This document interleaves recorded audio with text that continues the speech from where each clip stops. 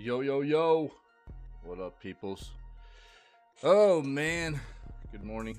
Good day. Good afternoon. Good evening? I don't know. Whatever time it is for you. We're back, man. Another edition of video gaming news. Thanks, Ferret. Appreciate it, man. Good morning. Got that corn face right away. Feels good. What's up, buddy? Happy flipping Monday? I hope, man. I hope it's a happy Monday. I know it's not always fun getting out of the weekend. Hopefully a lot of people are getting some time off for the holidays and stuff. At least it's coming anyways. It won't be like maybe a full week. I don't know. I can hope for you anyways. I hope you guys are doing well. We've got video gaming news for this morning like we always do, man. And then we'll dive into, I think it's day 8 of Alan Wake 2. I think that's what I came across. The day 8 of Alan Wake 2. So we'll have some fun with that.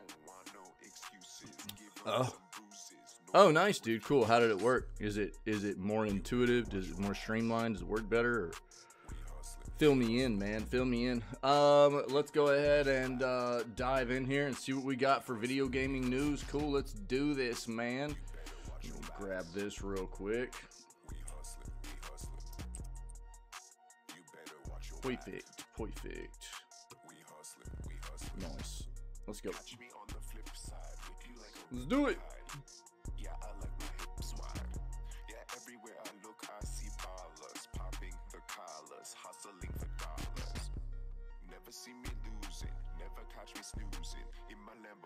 Perfect, man. Nice.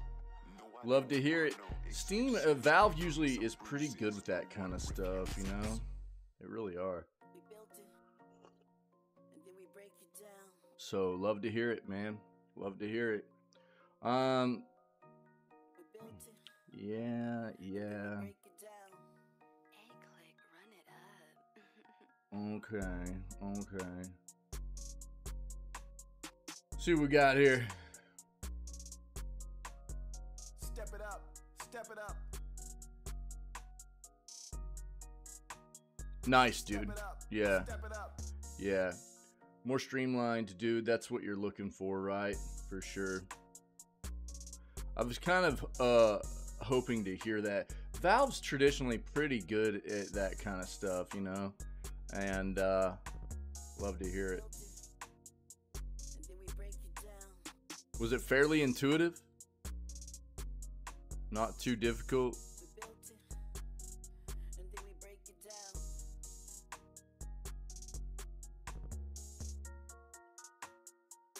I think that's the thing I'm always looking for, is like trying to see it through the eyes of somebody that might not be a tech person too, you know what I mean?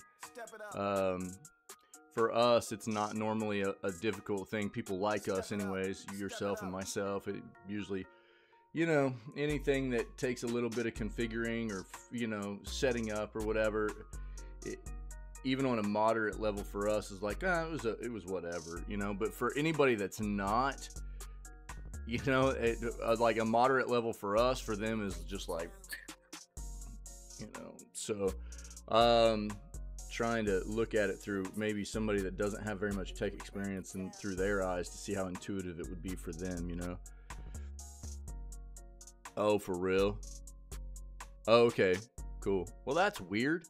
Huh, I wonder why. Interesting. Step it up. Thanks, man.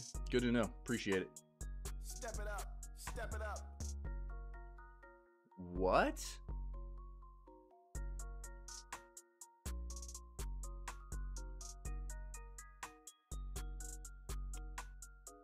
What? Sony is banning the resale of physical PS5 games?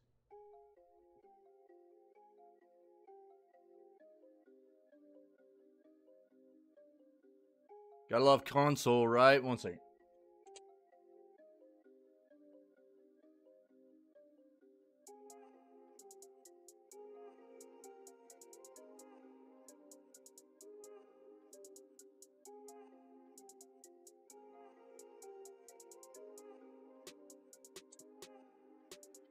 Yeah. And people go, well, maybe they're trying to like implement something like, well, if you own the physical game, then you can own the digital version too, and da-da-da. Yeah, maybe, but here's the deal. Even if that's the case, basically what it would do is, what you would want to see PlayStation do is roll out a unique identifier on physical copies of games. That way it can be attributed to an account, right? So it's a unique number that gets attributed to that specific title, to that specific account. And therefore, if anybody else took that physical game, or they sold that physical game, you know what I mean? They either that digital copy would get disassociated with the other account, you know what I mean? Something to that effect. They would need to flesh that out. This has more to do, I think, with just scummy business tactics. So, well, page not found? What? Page does not exist. What? Oh, let's see if we can find this somewhere.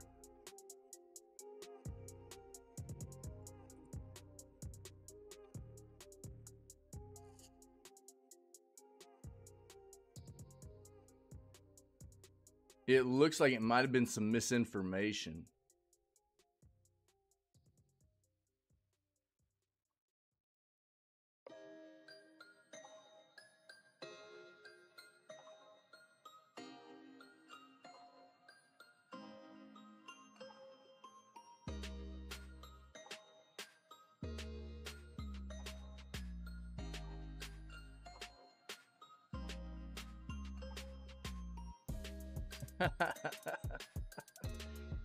PlayStation is banning the sharing of physical games.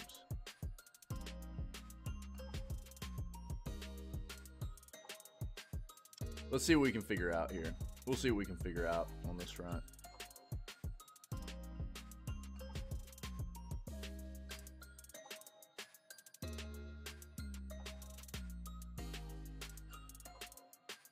You know, I wonder how like a younger generation of gamers feel about borrowing games from one another. You know, dude, that's the way we grew up, right? Dude, you were always like going to school with like a cartridge and like swapping with people, you know, and it was like, well, I'll give you your game back when I get my game back, or you would even trade sometimes, stuff like that. I mean, dude, that was something we grew up with. It was just a part of it, dude. So it's weird to see that.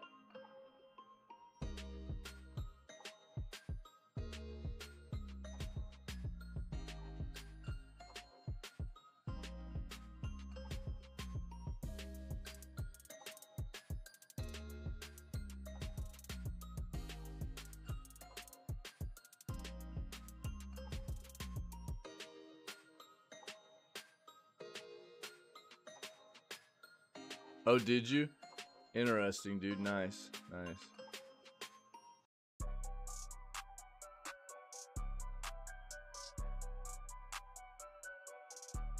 Dude, what a song. What is this? Moving and vibing, dude. I like this. Yeah, that's what I was assuming as well, buddy. Yeah. Is that they had a lot of misinformation in there that after the article got published, they were like, we probably need to remove this.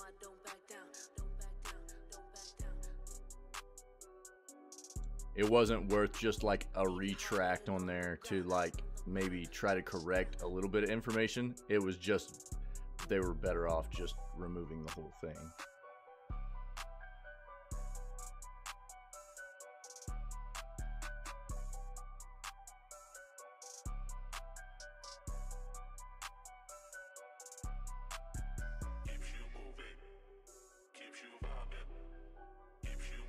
Oh yeah, okay.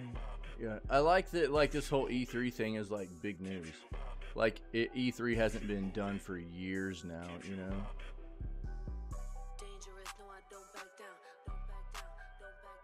We've already talked about that. Tell me who the killer now. Killer now. Killer now. Left me dry in the deep end. Spill my guts on my feelings. Left me dry in the deep end. Thought this would last forever. Keeps you moving, keeps you vibing, keeps you moving, keeps you vibing, keeps you moving, keeps you vibing, keeps you moving, keeps you vibing, keeps you moving, keeps you vibing. Bro, it's just so still polluted with like Naughty Dog news, which is so stupid, as well as like the E3 not being a thing. It's just, that's all anybody's writing about right now.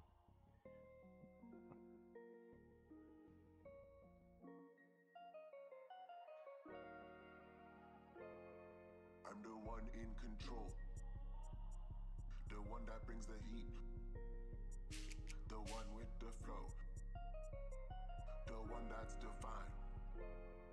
I'm the one in control.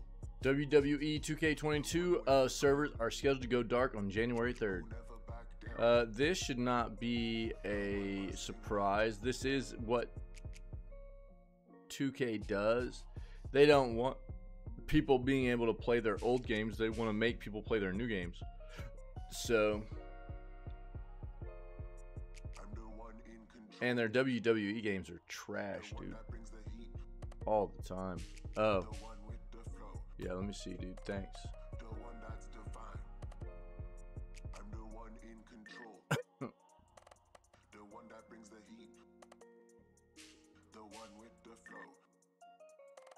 The untouchable. I'm the one in control. The one with the crown. Who never back down. The one busting rhymes. I'm the one in control. Yeah, that's weird. That's weird. One second. The one with the flow. I'm the one in control. The one with the crown. Who never back down. The one busting rhymes. I'm the one in control. The one with the flow.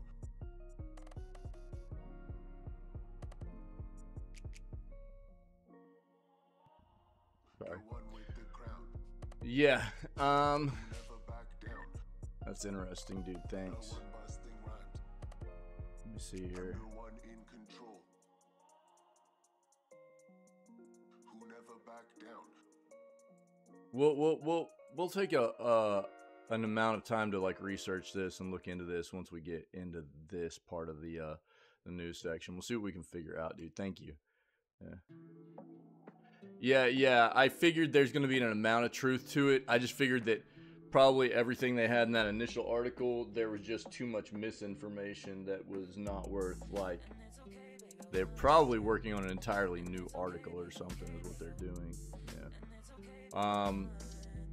So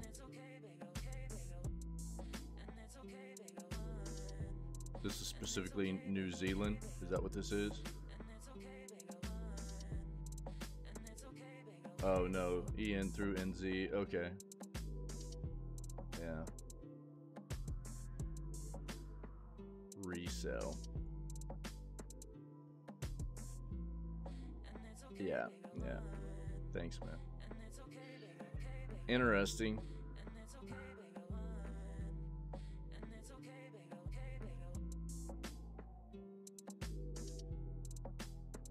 So what does that mean for like every single store out there, dude?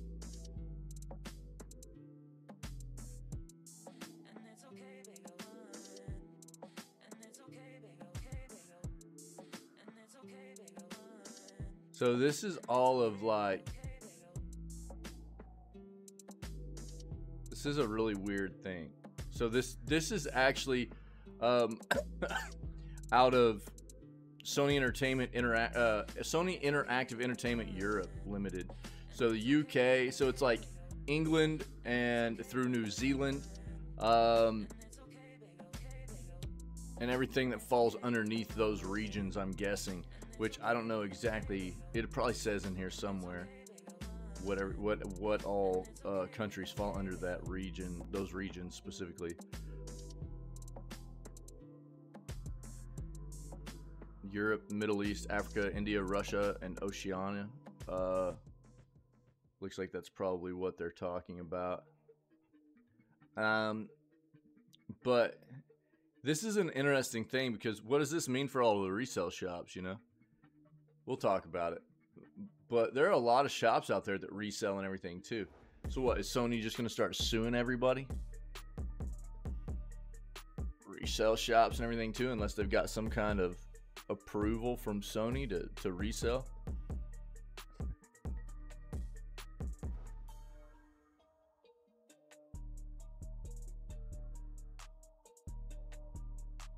That's pretty disgusting, man. If there's anything out there that should make people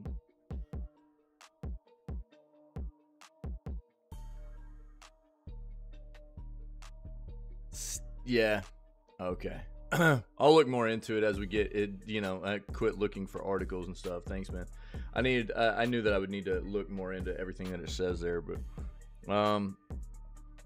even if that's the case, it's so disgusting, because if you own it, you should own it. Oh yeah, disgusting move for sure. That's yours. That should be your property. That literally means that you're basically renting out software from Sony. You don't have any kind of rights when it comes to the things you're buying from them. You know, you're more of a renting a property from them. And if you don't want it anymore, too bad. You know, you can't do anything about it.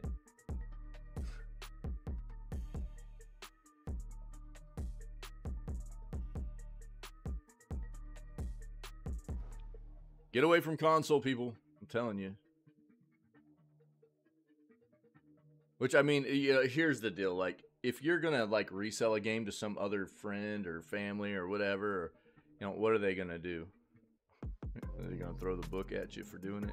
Are they really going to find you for doing it? You know? It's still disgusting to see, though.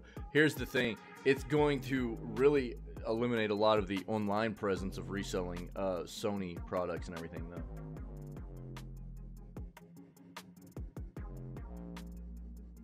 We'll talk about all of it.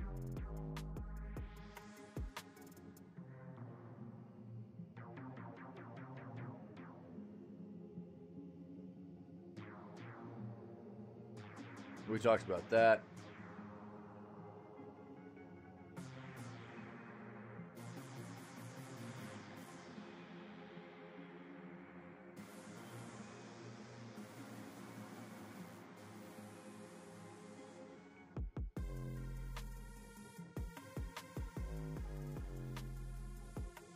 New Sega trademark points to more franchise revivals. Let's see what we got.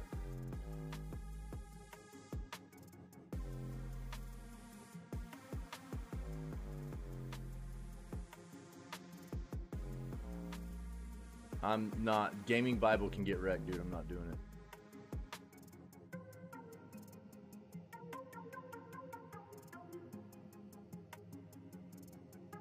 Switch users growing tired of eShop scam. Let's see what this is. Let's go look at our other search.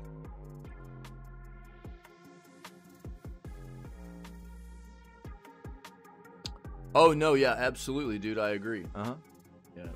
I bring that kind of sentiment up a lot. You know, the you know, some of the things that have happened over the course of video gaming history that have resulted in piracy becoming such a huge thing. There are always going to be people that just do it to do it because they don't feel like paying for stuff. But there are a lot of other reasons why it has become a prominent thing. And in large part, it's the publishers and developers of video games that have been the catalyst behind it. And you're absolutely right, dude. Tencent shuts U.S. video game studio Team Kaiju. More layoffs.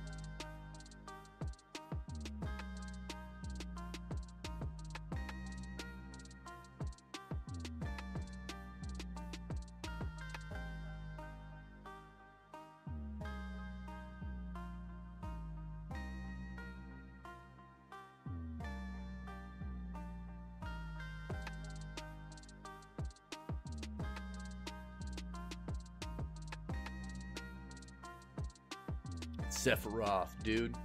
Solid Snake.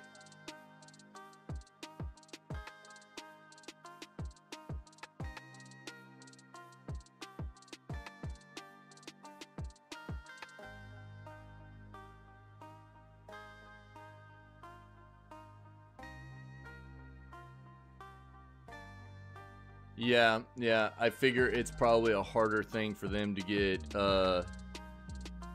put into the TOS here in this country, but we'll see. It'll probably end up hitting, you know what I mean? There's probably some kind of hurdle they're trying to get across to get it figured out. I don't know, but we'll see what happens. That's why I noted that right away. Was like I noticed the region that it was for, and I was like, I bet that's an indicator this is not a worldwide thing yet. You know, they've got some hurdles in some other areas they're trying to get across, get over, to get that put into terms of service. So we'll see what happens. Yeah. I'm sure they're working on it. That's delicious. That's delicious. Oh yeah, dude. OG Fable, one of the all-time great RPGs. Yeah, dude. I still own it. I own the disc, dude, on regular Xbox, man. OG Xbox.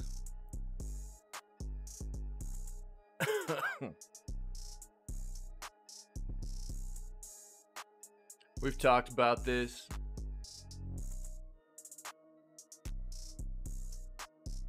Yep. Let's just go ahead and talk about the Epic stuff as well. Look, you got like 2 days left, I think, roughly. Yeah, just over 2 days. Like 2 days and 3 hours. Right now, you should be going and grabbing Destiny 2 Legacy Collection. This is a lot of the, like, what is it? First 3 DLCs, I think, for the game, which is a significant amount of content. You cannot grab this, you cannot get this in your library until you have the base game, though. But they have a link in that, the Legacy Collection. They have a link to get the base game for free. So if you just click on this, you go down here and click here, you can get the base game for free, then come back in here and you can get this for free. But I highly recommend grabbing this, and then 2 days from now, we're going to start getting the rotation of a new free game or games every 24 hours for like the next 2 weeks. So just be prepared, get ready, start grabbing all of your free content, your free games and everything. It's time, dude. It's time. If you're not taking advantage of this, man, it's really your loss. There's no reason not to be grabbing all this content.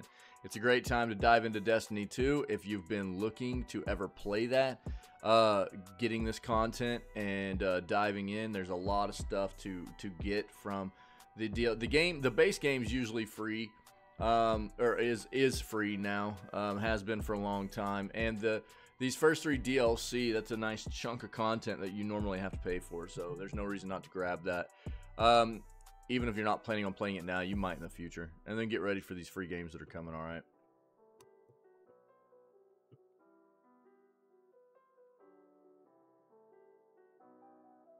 Seven Steam games have been shut down at the end of the year. Let's see what these are. Yeah, probably so.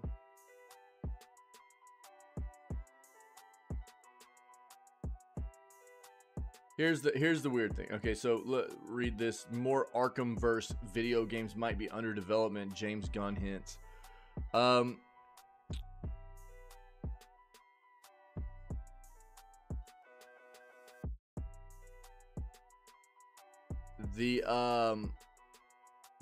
Here's the thing. I think people are getting. I think the industry is almost too saturated with superhero crap, dude. Not the Arkhamverse is just superhero stuff. Like you can see, we're about to get, you know, Suicide Squad game coming out, which, you know, there's a lot of hesitation on my part with that game because of it's a game as a service. It seems to be incorporating a lot of scummy monetization in it, where you know, the game's going to cost AAA price tag. I mean, this is actually a still image from it and everything too. So, but if you take a look at about the past year to 2 years of superhero game, whether it be DC stuff or it be Marvel stuff or whatever, okay, some of it has done well, right? I mean, like, you got Spider-Man 2 that's doing very well right now. You've got some other titles that have done, you know, they've been respectable. You've got other titles that were very good content-wise that just didn't sell, you know? So it's not a given. I mean, we've had bad ones too, like Marvel's Avengers. Like, what a piece of trash that was. But you talk about something like Guardians of the Galaxy. That was a game that overall consensus was a very, very good piece of content. You know, pretty polished when it came out, and didn't overall was considered basically a retail flop because people just didn't buy it. And the same thing with something like Midnight Suns. Midnight Suns from Firaxis normally does things like XCOM, and that game was an XCOM styled game with like card mechanics in it, stuff like that, card game mechanic, and it was supposed to be a very, very good game, very fun, but people just didn't buy it. It was considered overall to be a kind of a retail flop, just the same way as Guardians of the Galaxy was. And we know we've got other Marvel games coming our way, superhero games coming our way, even outside of what James Gunn might be hinting at here. Talk about things like, and if it sucks to hear it, but you know, the things we know we have, you know, there are 2 coming out from under EA, unfortunately, which means there'll probably be, you know, mediocre experiences in Iron Man and Black Panther. Hopefully they'll be good, but it's EA, right? So you have to kind of soften your expectations up whenever something's coming out from under EA and their subsidiaries. Every once in a while they'll get a diamond to come out of you know, everything that they do, but it's few and far between, I feel. Then, you know, we know we've got Wolverine on the way as well. There's just always more, right? And I think that what we've seen here lately is a bit of an indicator that just because you make a superhero game, it doesn't mean that it's going to be successful anymore. There's been a lot of good ones that have been made with a lot of iconic heroes and villains and anti-heroes and you name it, that have been apparently very good content and have been very polished on release, good gameplay mechanics that just haven't sold. So I'm starting to get the feeling that it's just too saturated in the market, and people aren't totally interested in the superhero worlds that are being done in the video game industry, you know, as a whole. Anyways, there's always going to be interest in you know, like, we knew Spider-Man 2 was going to be a hit, right? We knew it. Insomniac's very good at what they do. We knew that was going to be a hit. But I don't think that just because you're making a quality product, unfortunately, means that, because I mean, that's what we always want to see, is quality products, right? Means that you're going to be doing well, no matter who's a part of it, no matter what character is a part of it. Yeah. Yeah, we talk about the Lego games a lot. I mean, that's a bit of a different kind of niche area that I wasn't trying to reference specifically. The Lego stuff is, you know, a different ball game. Lego's always good normally. There have been very few Lego games that haven't been, you know, a pretty solid jam to get into for people that like those games. I've noted that. But just, you know, Lego's got like their own niche kind of thing going on. You know, it's a different thing than what I was trying to reference there for sure.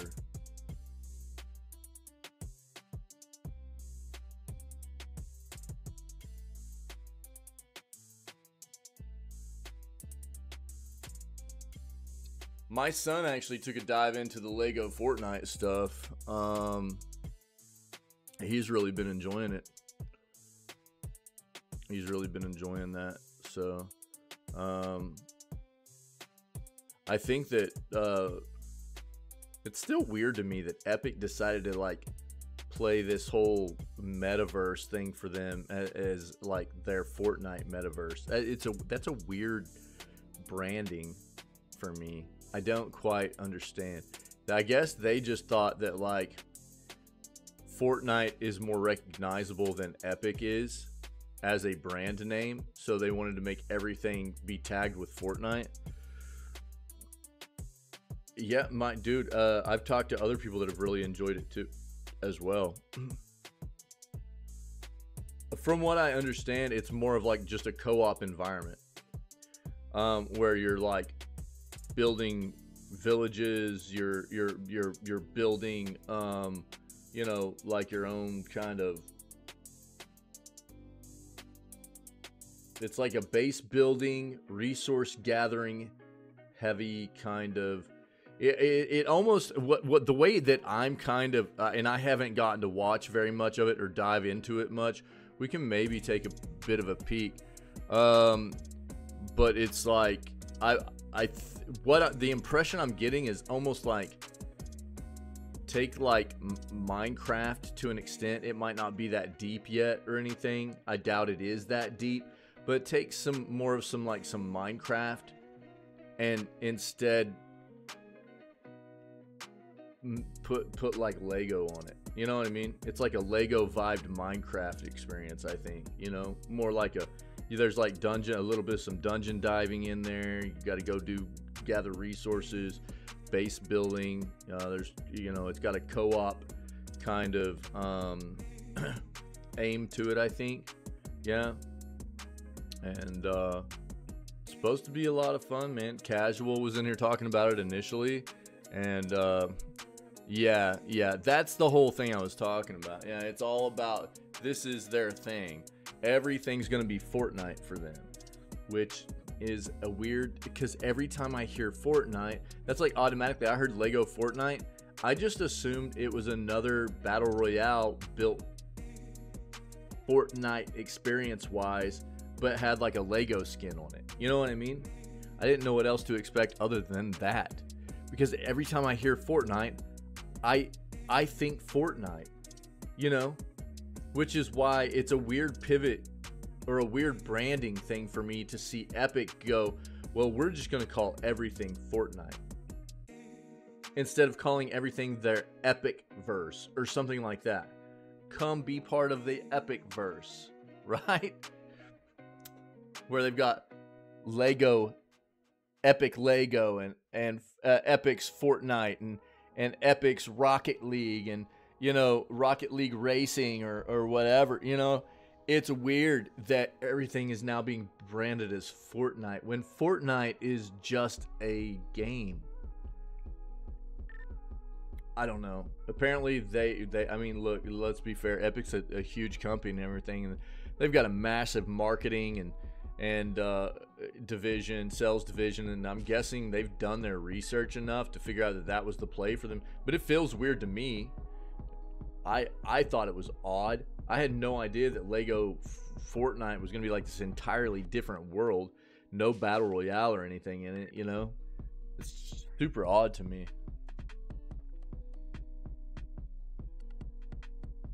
But the game's supposed to be dope. We knew they were collaborating with Lego for a while now, and all of a sudden it was just here, you know? Apparently it's very good, you know? We could probably like bring up a let's take a see if we can take a peek at it this morning.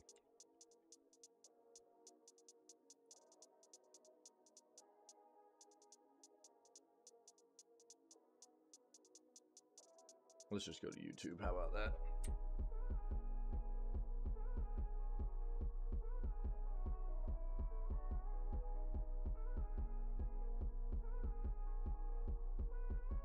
Jesus Christ.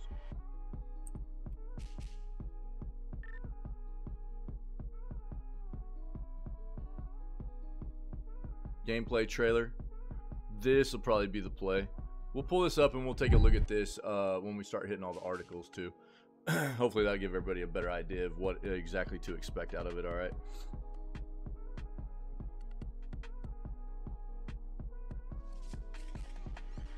GTA fans are going full zoom and enhance on the GTA 6 trailer. I wonder why.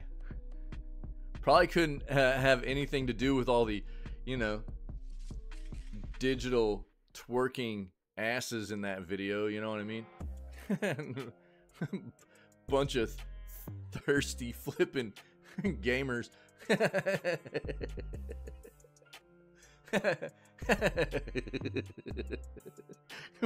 Jesus Christ, dude.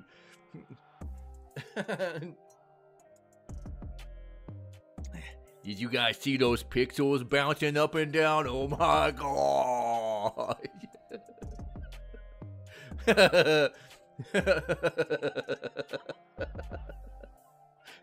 Jesus Christ, dude.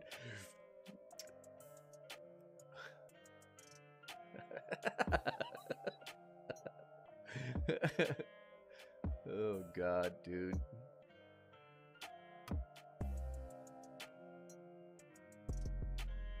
I'm so sick of this Naughty Dog crap. I'm fed up with Naughty Dog too. This, like, after hearing that they were like remastering The Last of Us Part 2, I was just like, oh bro, I'm not gonna be able to like back anything from Naughty Dog for a while. It's pretty disgusting. And now it's like, I don't know, everybody's just writing about it's either they've canceled their multiplayer or they've got multiple single player titles coming to us, and one of which it's pretty safe to assume will be The Last of Us Part 3. All right, cool. There it is. That's everything you need to know. And it's still all anything is there. That's like a third of the articles we're coming across are still just Naughty Dog, Naughty Dog, Naughty Dog, Naughty Dog, dude. It's insane.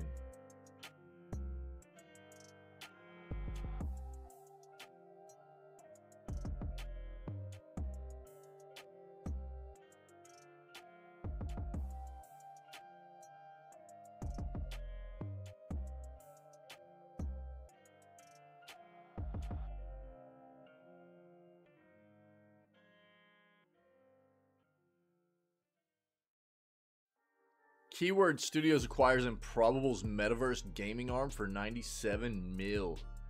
Let's take a look at this.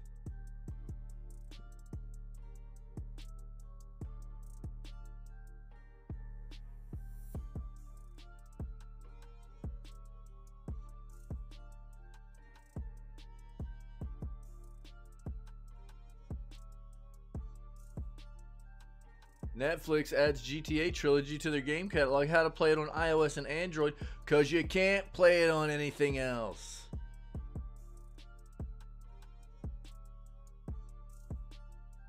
Also, Netflix, dude, they've got to step their game up, bro.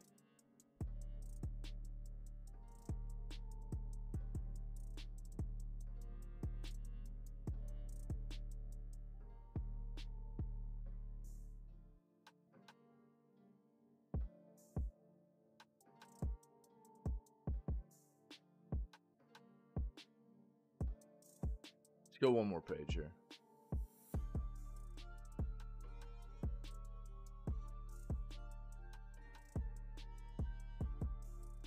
Fancy Far Cry Primal. Everybody's kind of got their own different opinion. We've talked about Avatar. I think that Ubi actually did a decent job with this. I never expected it to be anything besides like a Far Cry game with a Avatar skin on it. But apparently they did pretty good with it. We looked at reviews yesterday. Somebody was trying to write an article about how much better users thought the game was than critics, and really, it wasn't that much different. If you go look at Metaverse, the critic review is like a 7.2. User reviews total are like an 8.1, but there's not a lot of data there either. There's like 350 user reviews or something. I think they did good enough. I think they did good enough here. But a lot of people that are probably leaving reviews for this game are probably people that are Avatar fans, first and foremost. So they're going to probably look past some of those issues the game might have as well. But, I think it's a low 7 score is more than what I was expecting critic review-wise out of something from Ubi on this front, But I think for anybody that's not inherently an Avatar fan, you're probably going to have a not super memorable experience. It'll be good enough. Anybody that is an Avatar fan, you'll probably be more engaged in this. I think that's what to expect here. I think that's really what it comes down to. I think for an adaptation from a movie to a video game, they probably did pretty good here. They did pretty solid. And if you're a fan of Avatar, you'll probably enjoy this. If not, it'll be okay. Just not super memorable or anything, I don't think.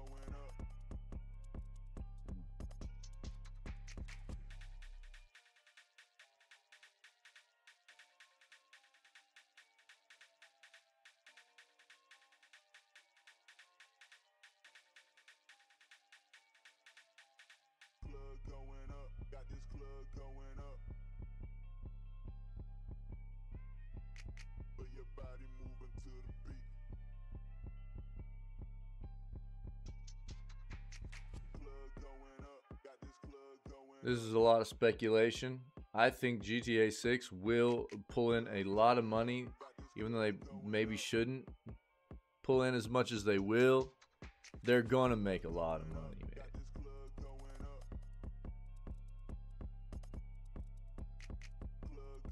Everybody gonna be trying to get down on that Florida twerking, you know what I mean? This funny. Kind of one of the sentiments I was getting across was like, for anybody that's, not familiar with the U.S. and kind of the stereotypes that flow through the states and everything, there's definitely one that is rampant for stereotyping Florida, which is the Florida man, right? And, right.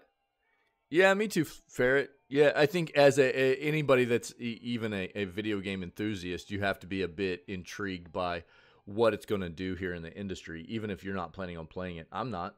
I don't really give a crap to play that game. I don't give a crap to give Rockstar any more money, by the way. I mean, that's one of my big things.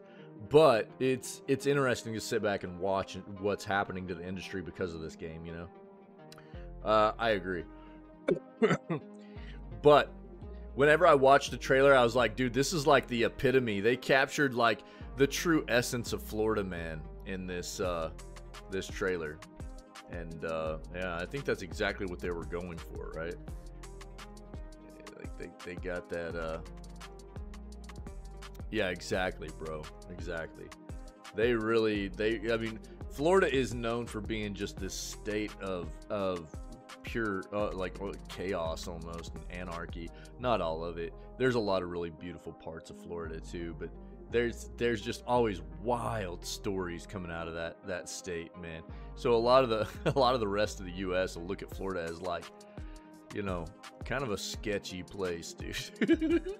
Because of all the Florida man stories. And they really tried to capture that essence of that stereotype, man, in the GTA 6 trailer. Feel like they did a pretty good job.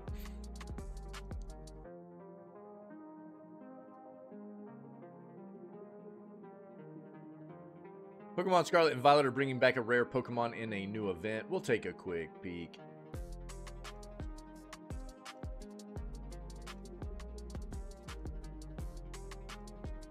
We talked about it.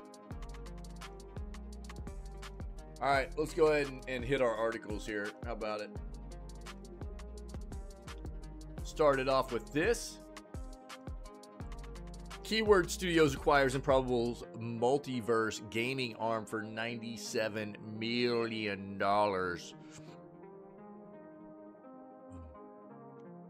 Yeah, I don't think it will go anywhere. I really don't. Yeah, I don't think it'll go anywhere. Try as he might, you know, I don't think he'll get anything for it. And I'm sure he was. And, you know, an influential piece of what they were trying to capture in the game and in the trailer. No, I mean, there's no doubt in my mind, honestly. But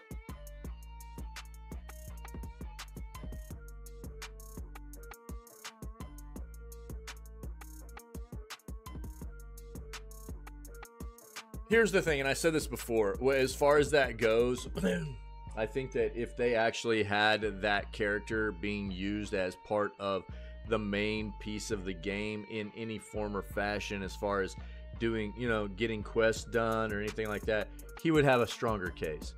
As far as just what we know right now, which is just he showed up as part of the trailer, there's not a whole lot of ground to stand on. Right?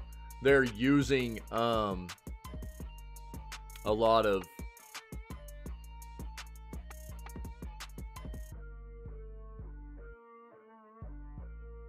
what has become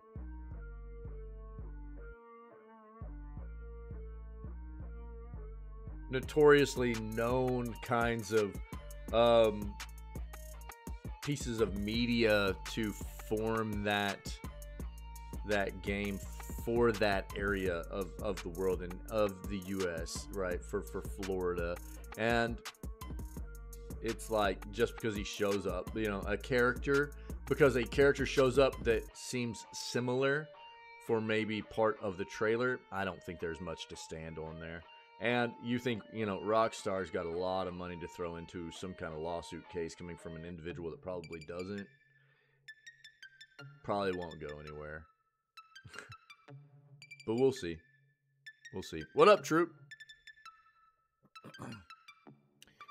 How are you doing, friendo? Happy Monday. Finished 2023 strong with 3 no hot stock ideas. Don't really give a crap. In a significant move in the gaming industry, Improbable, a British metaverse company, has divested its gaming division, the multiplayer group, to the Ireland-based video game developer Keyword Studios for $97 million.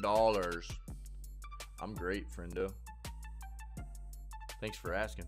You're just okay? What's wrong, True? What's wrong? What's going on? The deal was sealed on Sunday, as reported by CNBC. Keyword Studios, a video game giant with more than 70 studios across the globe, has been on an aggressive acquisition spree. The latest transaction is a part of their $100 million budget assigned for fresh acquisitions. MPG, famed for their contribution to well-liked games. You mean well-liked games to meme on, or? I think they might have left out some words here. Yo, me either, True. It's winter, you know, it's that whole wintertime vibe. Dude, I just want to stay in bed. I don't want to get out of bed. Famed for their contribution to well-liked games such as Fallout 76 and Medal of Honor Above and Beyond, was procured by Improbable in 2019. From that point, the unit has demonstrated substantial growth, with both its workforce and valuation more than doubling. Improbable's CEO, Herman Nurula, stated that this sale is in line with their venture builder plan. Strategy involves investing in or purchasing gaming and metaverse-related groups to expand or spin them off eventually. Despite recent hurdles, including staff layoffs and significant cost-cutting, Improbable, valued at $3.4 billion, persists in its metaverse ambitions. The company's primary product is its Morpheus technology platform, designed to host large-scale multiplayer online games. This sale follows Improbable's recent divestment of its defensive business to Noya Capital, which underscores its shift towards metaverse development.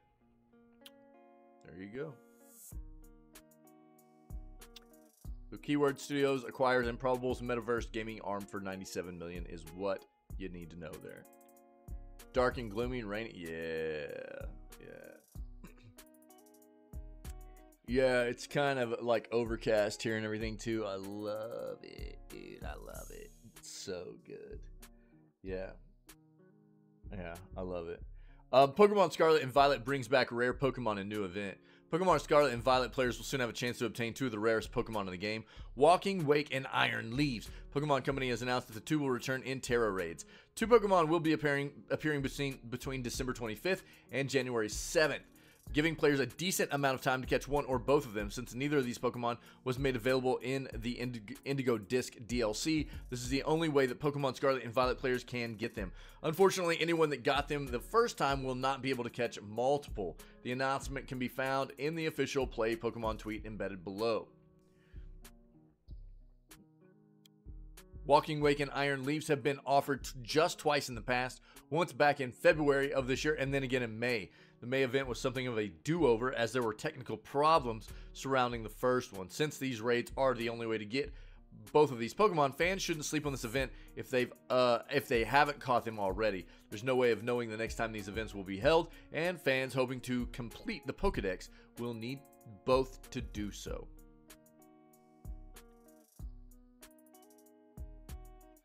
Yeah, Scarlet and Violet, the Indigo Disc DLC, was released on Switch a few days ago.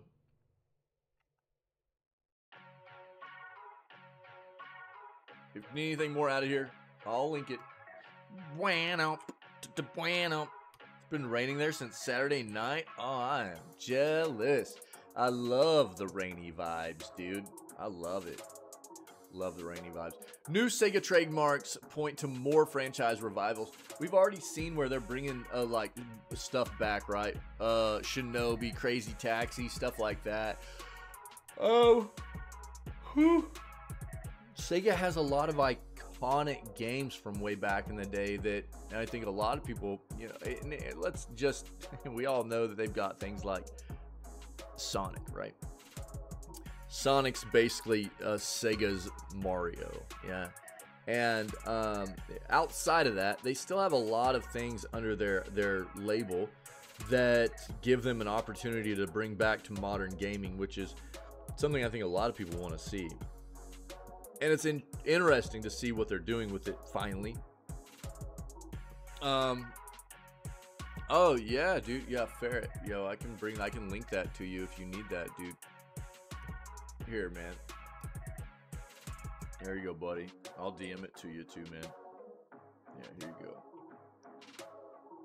Buena. There you go. It's in your DMs, dog. There you go. Yep.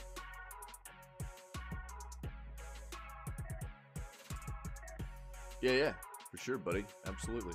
So it's always cool to see, like we got to see a trailer here recently from the Game Awards. Sega had a trailer that showed off some clips and segments of gameplay from a lot of these games they're bringing to the table for us shortly, that are coming back into modern gaming, these old iconic franchises like some of the ones I named previously.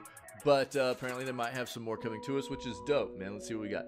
New Sega trademarks point to more franchise revivals. Sega could be bringing back Super Monkey Ball, House of the Dead, Let's Go, and more.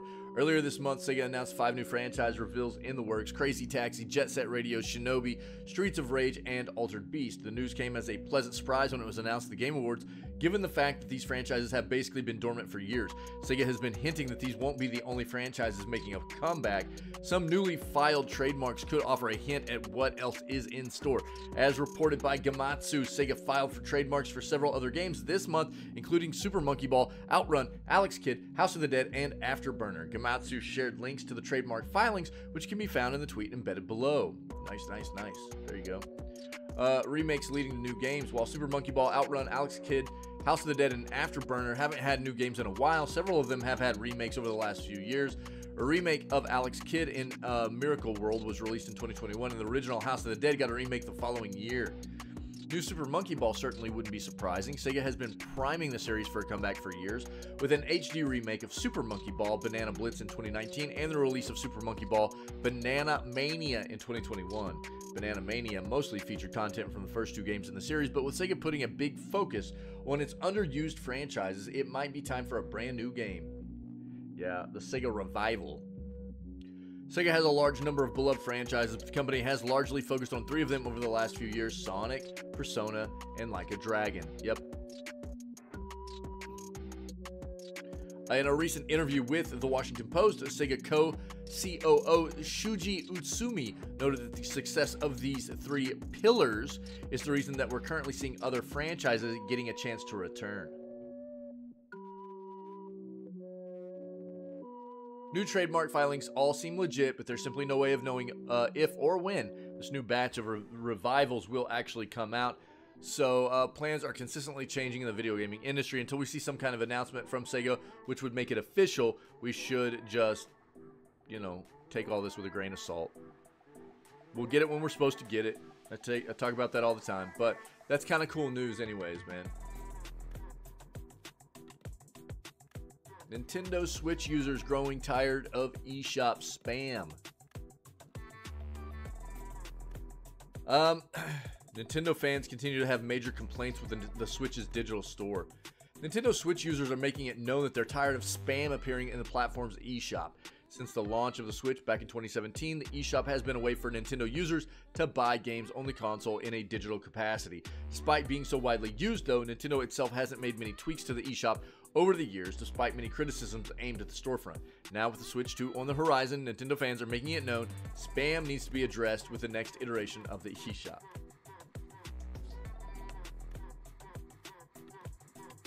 I mean, this is the sad thing, right?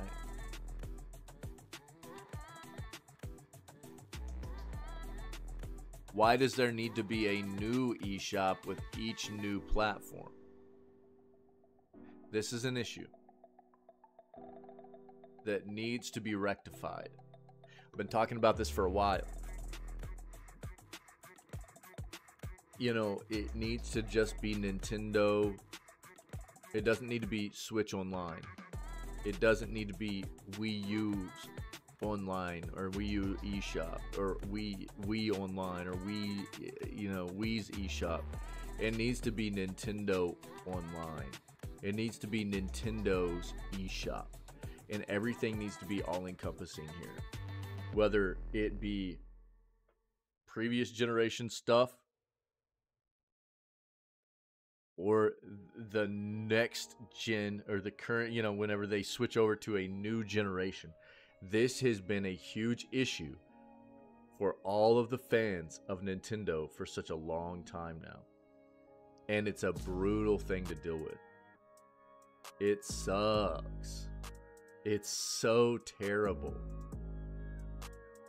And we know that one of the reasons they do this is to scam people, right? Right, exactly, Ferret. Yeah. It's so brutal to deal with. It sucks so bad. So we'll see what happens. Nintendo's been saying they're not going to do this to us again, but they've done it in every instance before, so why would they not do it again? You know what I mean? I just don't believe them. I'm sorry. I mean, but I don't believe it until I see them actually change this.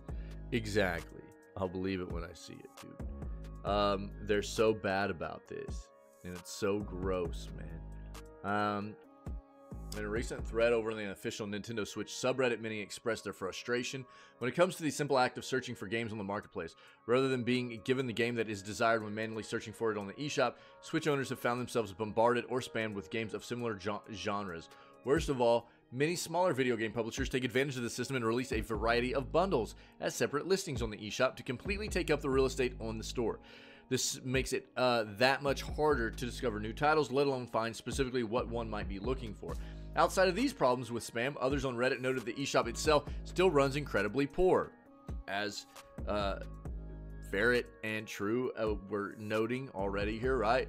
especially in comparison to other platforms. Rather than being snappy when poking around the storefront or searching for various games, the eShop continues to take forever to load. While this makes some sense, given that the Switch's hardware is more limited compared to the likes of PlayStation and Xbox, this still makes for a rough user experience. Look, you can't blame that on the hardware, and you know me, I call out the Switch hardware all the time. That hardware is not so bad that you shouldn't be able to navigate an online eShop. You can't do that. That's a problem with their integration. That's a problem with their back end of that website, of the way they're rolling it out. They're coding it, and it's integration with, you know, how it works in talking to the hardware and stuff like that.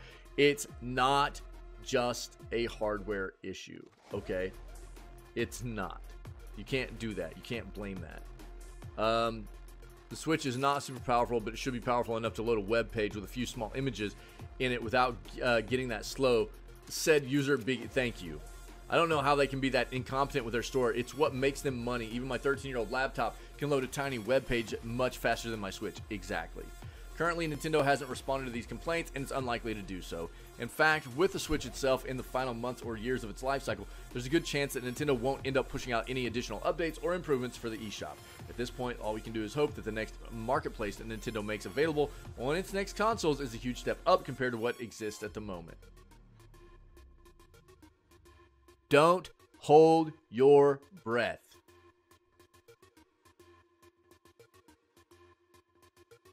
Don't hold your breath for this. You know what I mean? If Nintendo has shown us time and time again is to not expect anything good on this front, right? So just don't hold your breath here. Be prepared for trash. Yeah. It sucks, but that's what you need to be prepared for. Tencent shuts U.S. video game studio Team Kaiju down, dude. More layoffs, right?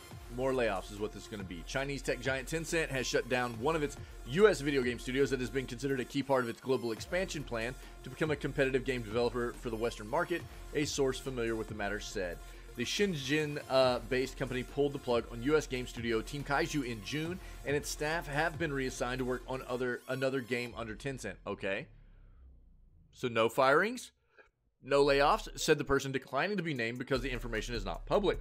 Team Kaiju worked on a big-budget multiplayer game under the leadership of experienced game designer Scott Warner before it was shut.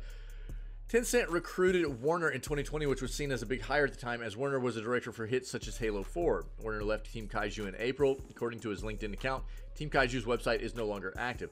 Tencent declined to comment. The shutdown comes as the Chinese company is making a push to build studios overseas and develop games aimed at the overseas markets. Earlier this month, Tencent unveiled its most ambitious title for consoles, named The Last Sentinel, developed by about 200 people in its Lightspeed LA game studio. Tencent is widely known for developing popular mobile games such as PUBG Mobile that are popular among Chinese players and cheaper to develop. Eurogamer.net first reported on the shutdown of Team Kaiju. So it doesn't look like currently they're reporting any kind of layoffs out of this, but Tencent's been very quiet on this front. We're having to get this information coming out of leaks from people that have had to deal with this situation. So we'll see if there's anything else moving forward. But Tencent is not publicly addressing this situation. Yeah, Ferret. Yeah. That's a better way to address things most of the time. Yep. 7 Steam games have just been shut down right at the end of the year. Not 1, not 2, not 3, not 4, not 5, not 6, but 7 Steam games with various degrees. You guys didn't know I could count, did you? Yeah, I can. With various degrees of Steam Deck compatibility have been shut down on Steam, removing any option to buy the games. Thankfully for Steam users, none of the 7 games are super notable or consequential. However, they all have people who have either been playing them or played them at some point. And in a few cases, while the games are not that notable, they are pretty good. What are we talking about here? Sector's Edge, Quantum League. Oh, yeah. I remember this one. Goddess, we've talked about that. Walking Dead Betrayal, this was apparently terrible. Guns Up, Neon Ball, Veiled Experts, and that's it. See, I can count. Here, if you guys want to look at these games, these are no longer available. There you go, countdown, dude.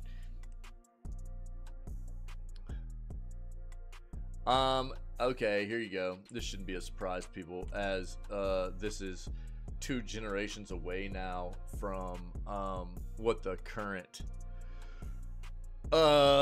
iteration of WWE 2K game is, which is 2K24, right?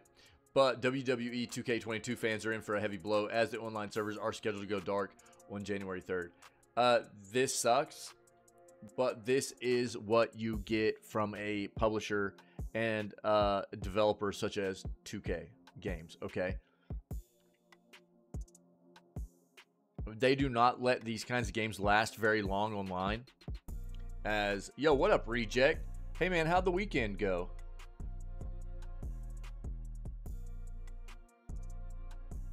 Thanks, man.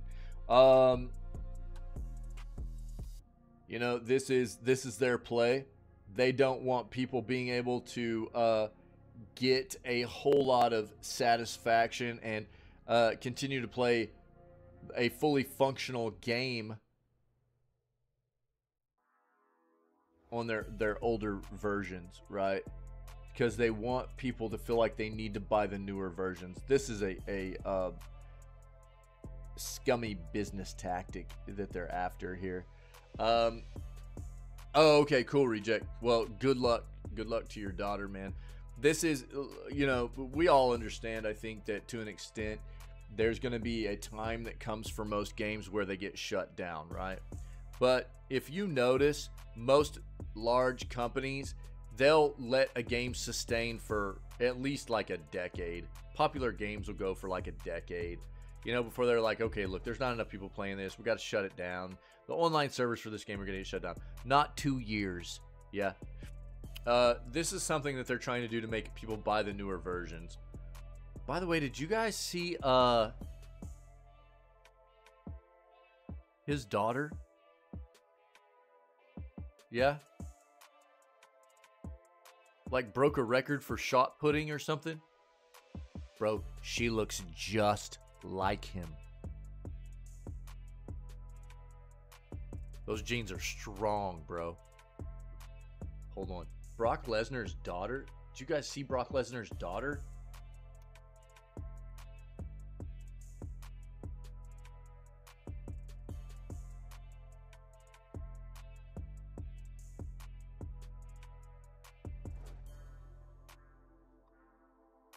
Some strong genes, bro. Some strong flipping genes, dog.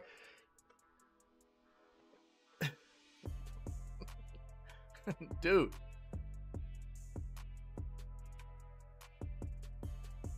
Just like him, dude. Yeah. I mean, she's not nearly as, I mean, she's definitely like, she's built, but she's only like 5'3" or something. She's not nearly as like, I mean, you can't, it's hard to tell because of the pictures and everything, but like facial features and stuff, Jesus, looks just like him, dude. It's crazy. Craziness. But sorry, I just saw Brock Lesnar on here, and I had to ask you guys if you had seen that. That's craziness, dude. Coming after the notorious WWE 2K20, WWE 2K22 was seen as a make-or-break title for 2K Sports. The success of the installment was crucial to maintaining the WWE video game license with 2K. The looming shutdown raises questions about the game's longevity and the future of WWE games under the 2K banner. Wrestling fans will have to brace themselves for a day of digital silence come January 3rd. Despite its initial concerns, 2K22 made a triumphant return for the wrestling game series, receiving praise from both fans and critics alike. The positive reception and strong sales performance secured the WWE video game license with 2K Sports. Look, hold on, man, hold on. Let's take a look at this. 2K22, mostly positive. It's 74%. This one was respectable. Now watch. 2K23. Oh, it got up there. This one was pretty bad on release. Now 2K24. Didn't 2K, don't they already have 2K24? They don't even have 2K24 yet? Oh my god, dude. So they don't even have 2K24 yet, and they're shutting down 2K. So these games come out, they're always pretty busted. If you look at like 2K23, look at the all reviews. Look at whenever it show the graph. It's always really bad on release. These games are pretty terrible on release. Really unfinished, really buggy. But at least they continued to work on it and get it better. We've talked about this before. 2K is not the best company in the world, man. They're pretty sus for me. But it has gotten better since the last time I looked at it. I will note that. So I thought 2K24 was already out. That means that they're literally shutting down 2K22 with only 2K23 being out. 2K23 continued the positive trend, adding to 2K Sports' recent string of well-received WWE titles. With this in mind, the decision to shut down 2K22's online servers on January 3rd may come as a surprise to those who have been enjoying the improved experience brought by the recent installments in the series. Fans of 2K22 received disappointing news in September when it was announced that the game's online servers would be shutting down on January 3rd of this coming year. Despite the frustration from players, the decision to close the servers remains unchanged. As the shutdown date approaches, those who enjoy the online features of WWE 2K22 will have until January 3rd to partake in the game's online experience.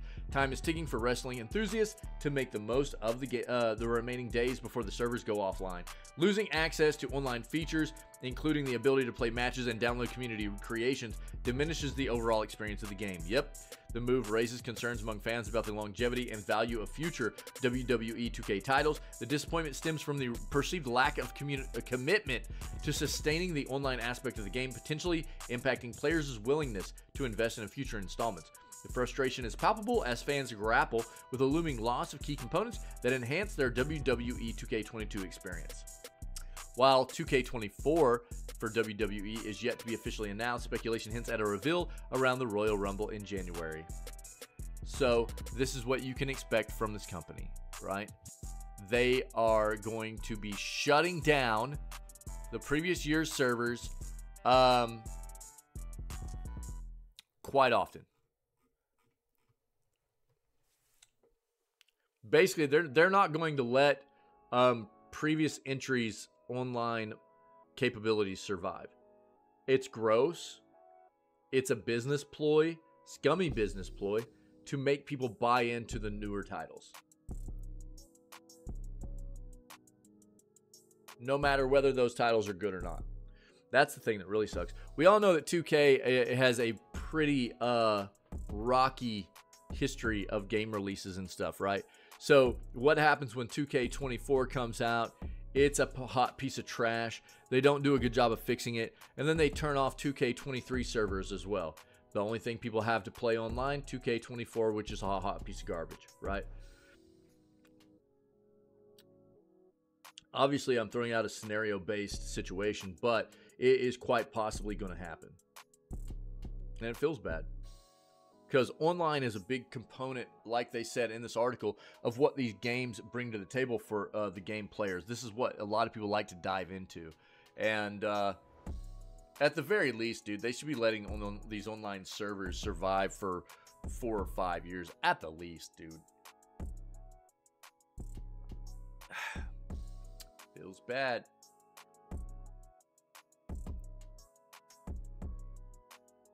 We'll talk about this. Let's look at Lego Fortnite real quick. So we've been talking about the Lego Fortnite situation. Again, I expected Lego Fortnite to be Fortnite with a Lego skin, but apparently what Epic is doing is turning their entire Fortnite branding into metaverse instead of Epic branding into their metaverse, which is odd for me. It's a weird play. I don't understand it necessarily. Because whenever I think Fortnite, I think Battle Royale. but apparently they've done their research and they've determined this is what they need to do. So, but the Lego Fortnite stuff is supposed to be a kind of, like, I'll pull it up here. Let's see if we can just pull up Lego and see what it says on here.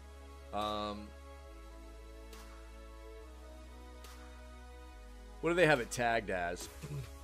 Multiplayer, adventure. Let's pause this. We can actually just watch it right here, I guess. But explore vast open worlds where the magic of Lego building and Fortnite collide. Collect food and resources, craft items, build shelter, and battle enemies solo or team up with up to 7 friends. Get creative in building and customizing your ultimate home base using Lego elements collected from the world around you. Then recruit villagers to gather materials and help survive the night. Gear up and drop into deep caves in search of rare resources and hidden areas. This is the impression I've been getting, is like this. It seems more like a Minecraft scenario. Think Minecraft, but with like a Lego world, I think is more what you're getting here. So the overall consensus of what I'm hearing about this game right now is that it is pretty solid. We'll watch this and see if this trailer we're pulling up is the same thing or not. But let's take a look at this so people are aware. I've heard great things so far.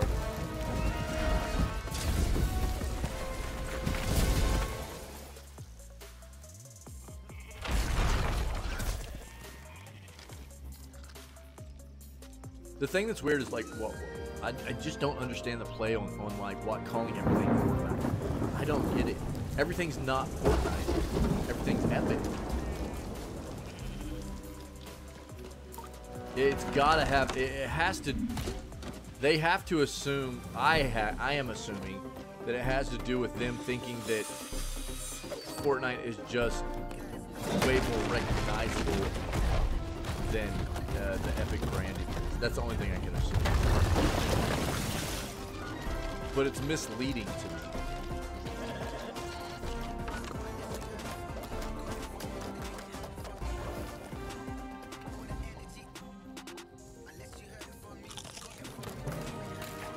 Oh God, bananas.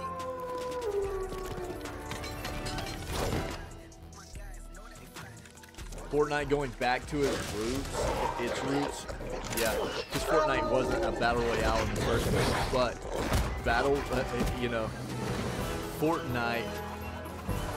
Fortnite's popularity has come with the battle royale implementation, right? So most people don't think of Fortnite anymore as anything other than a battle royale game, you know? And what up, Pinky?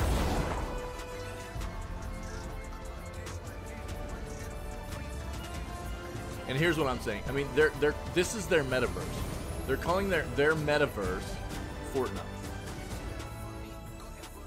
Whether it be this Lego stuff or it be their racing game stuff that Psyonix is building for them based off of the Rocket League.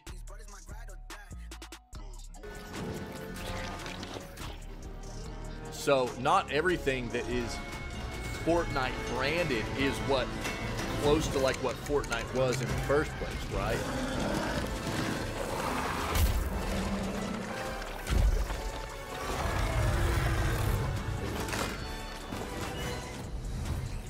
Random mode.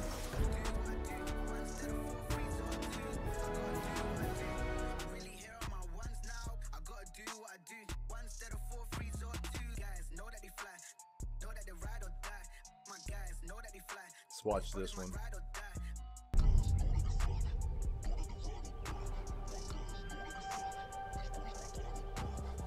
This is supposed to be very good, though. People are enjoying this. Nice ferret. Yo, you got me.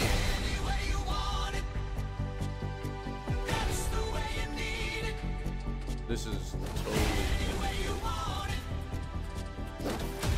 This is the same trailer that came out of the Game Awards, by the way.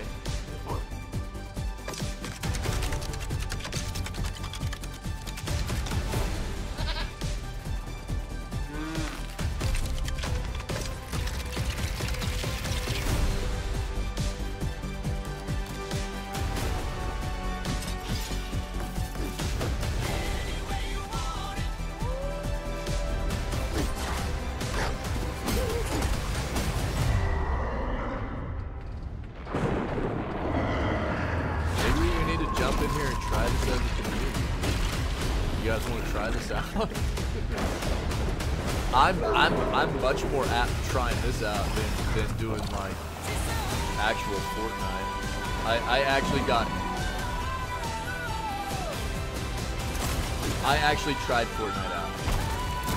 I was never interested in Fortnite, but I did try Fortnite out. And Fortnite was not. It doesn't appeal as far as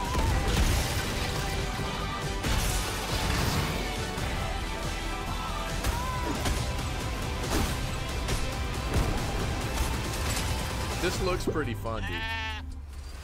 You got it installed, word. My son was playing it with a family member like all night last night and was loving it, dude. Loving it. Casual said he's been playing it. He's been loving it, you know? So, it looks like a lot of fun. Yo, Pinky, check it out, dude. Lazel. So, maybe, coming towards the beginning of the year, we can, you know, try to get some Lego Fortnite stuff in. Yeah. Let's put that let's put a pin in that bad boy. I want to try to get BG3 done. I want to try to get Alan Wake 2 finished, and we've got to try to get Fallout New Vegas. We got to get back into Fallout New Vegas and get that finished up too. So we got a lot of stuff on our plate, but I'd totally be willing to jump in there and try out some Lego Fortnite stuff, you know, if you guys want to play around with that as a community. So let's remember to try and figure out a time to try and get that played into the schedule that we're going to be building here pretty quick, okay? So this is kind of the last thing I have to talk about this morning, and it's has to do with like an article we found right out the gate this morning that is about PlayStation basically updating some terms of service that has to do with preventing people from reselling their products. You know, nice, dude, nice. Which all in all is really gross.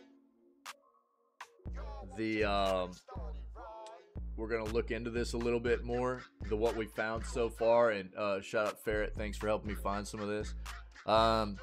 This is saying PlayStation's not banning the resale and sharing of physical PS5 games, contrary to recent rumors. They're fact checking this, but we also have the TOS up right here, and the TOS that we have pulled up is literally for England and New Zealand, and a lot of what this covers is all the like European areas that fall underneath this, which is Europe, Middle East, Africa, India, Russia, Oceania, those kinds of areas. And what it says about resale here in Article 7.1 is you must not resell either disc-based games or digital games unless expressly authorized by us, and if the publisher is another company, additionally by the publisher. This is literally software usage terms. Okay, so let's see what India IGN is saying here. Fact check: PlayStation is banning the sharing of physical games, is what has been trending on social media currently. However, it appears that there is confusion or uproar being caused by this development. Many are seeing this as a new move from Sony to further limit how much control gamers even have on the content they own. Sony banning PS5 games reselling and sharing rumors debunked. For those unaware of what the discussion is about, fans have spotted that Sony's terms of service states a clause about reselling which reads, "You must not resell either disc-based games or digital games unless expressly authorized by us, and if the publisher is another company, additionally by the publisher." This had gamers in a frenzy immediately, as physical games are the only way gamers can share games among them or sell them when they no longer need a game. It is imperative to clear out that this is not a new development. Sony's terms of service have always had a mention of this supposed reselling prohibition. In fact, a fan pointed out how even the PS1 and 94 had a similar reselling prohibition written on discs, as they share a screenshot of a Final Fantasy VII disc. Some fans have also flagged how the Sony terms of service have been updated, but this is also not the first time that there has been an update to the terms of service and fans have panicked. Shuhei Yoshida, former PlayStation president, tweeted back in 2013 when the new European terms of service also had reselling prohibitions stated for the PlayStation 4. Yoshida wrote that fans will still be able to sell or share their PS4 discs. The same can be said for the PS5, as there may be a rule that states reselling or sharing discs is not authorized, but it is not a groundbreaking change. Fans are still able to share or sell their games, and there are no new checks in place from Sony that prohibit it or render the game unusable if they have been resold. Also not a PlayStation-only situation, Microsoft also has a similar clause in their policy which also states that copying, renting, leasing, selling, and exporting games you own is a violation of their terms of service. So as it stands, you can still share and resell your PS5 games or Xbox Series games. This is a oxymoron, though. They're contradicting themselves. So this article, IGN, is saying, so as it stands, you can still share and resell your games on these consoles. But the paragraph above says that their terms of service say that you can't. Now, here's another thing, okay? Let's talk about this for a second. The flippin' European, there's like a European council that just recently came to the conclusion that consumers absolutely have the right to even resell their digital properties that they have purchased, which has been something that we haven't been able to do forever, right? Now, this doesn't apply to any other region besides Europe right now, but it does set the table for other parts of the world to start addressing this issue. And I think that this is a really weird article to read where IGN's just going, well, yeah, so you can just still go ahead and share and resell your games and everything, when the terms of service say you can't, right? So what does this mean for us? This is kind of a weird situation. It's potentially been something that they've had, right, in their terms of service for a very long time that we just haven't been paying attention to. But at the same time, it might have been something more for them to try to protect the digital part of this as opposed to so much of the physical realm, which they know they can't do a lot about. Yeah? But like I said before, there has been a recent situation where the courts over in Europe found that we should be able to manage our own products that we've purchased the way we want. If you've purchased a game just like any other physical copy, if you purchased a game, it's yours. You own it. And if you want to resell it, you should be able to resell it. Now, there are definitely going to be some obstacles and some rules and regulations to how this works, right? Because especially think about, there are a lot of different areas that have to be taken into consideration here. And if you think specifically, take the PC side of things, there are a lot of free PC games you get all the time. As a PC gamer, there's tons of free content. You're not going to be able to have a game that you obtained for free and then just sell it to somebody else. That's not going to work like that, right? They're going to make sure that these games that you've purchased yourself, you can resell, right? But there's going to be an amount of logical kinds of ways to addressing this that are going to make sense. You're not going to be able to just go, well, I got all these Epic games for free and now I can go sell them to whoever I want. You know, it's not going to work like that. They're going to try to prevent that from happening. But this is something I think that we need to keep an eye on. This is a weird thing. I didn't know that this was in terms of service for sure. And I think to see it from these developers is disgusting. You know, if you buy a product, it's yours. How should you not be able to do with it as you please. Sell it to a resale shop, sell it to a friend, sell it to a family member, sell it to, you know, a rando, stranger, whatever, dude. If you don't want it anymore, you should be able to do with it as you please, just with any other thing that you own in life, you know, any other piece of merchandise that you've bought. If you don't want it and you're done with it, you should be able to resell it or give it away or do whatever. There's gray area here that has to be addressed, and obviously that's a discussion that could go on and on and on. But there's no reason why these companies, other than just being scummy, there's no reason why they should be able to tell us that we can't do what we want with the things that we've purchased from them, that we own outright. That's disgusting. Pretty gross. Pretty gross. That's the news, my dudes and dudesettes. We're going to play Alan Wake 2, I think. Yeah, we need to get Alan Wake 2 taken care of. So we will get prepared for that. Thanks to everybody for the awesome news segment this morning. Appreciate it. I hope everybody had a great weekend. Hope that your week is starting well. You know, we got a week till the Christmas holiday if you celebrate. You know, and I know a lot of people are hopefully gearing up for a little bit of holiday time off. Hopefully most people aren't having to work an entire full week this week, but you know, I know it's not always fun having to transition out of the weekend into the work week and everything, but hopefully it's going well. Hopefully being here will make it a little bit more manageable for you. If you're not accustomed to what we do here, this is the way we start all of our streams off. 6 days a week.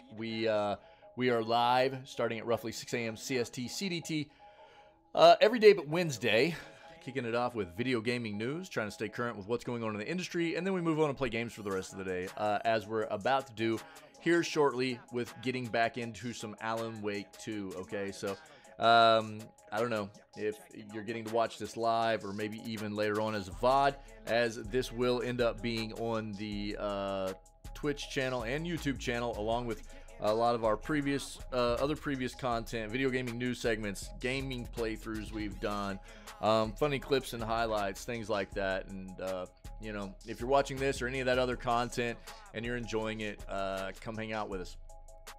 You know, we're always looking for more cool people to be a part of what we do. Just trying to enjoy the world of video games, have a good time. You know, create an awesome community here of people that like to hang out and spread good vibes and have a good time together, man. So if you can dig that, come be a part of it. And we'll be back with more video gaming news tomorrow for December 19th, all right? So I'm going to run us an outro. That way we can segue into playing some games. Stream's not going down. I'll be right back. And as soon as this outro's done, we'll start getting prepared for some gaming stuff, all right? Happy Monday, guys.